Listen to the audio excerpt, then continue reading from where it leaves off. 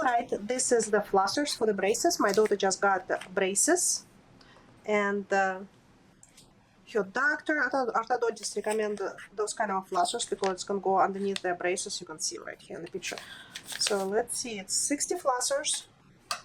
Let's open and see how they look.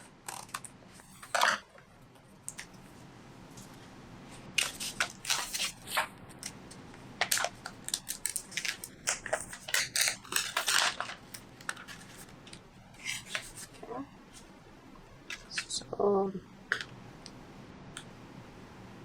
it's very nice.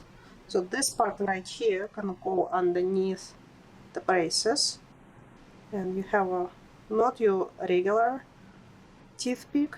You can see how flat it is to help you to go between the braces. So definitely will help her to keep her teeth clean. You can see. And you have 60 of them, which is very nice.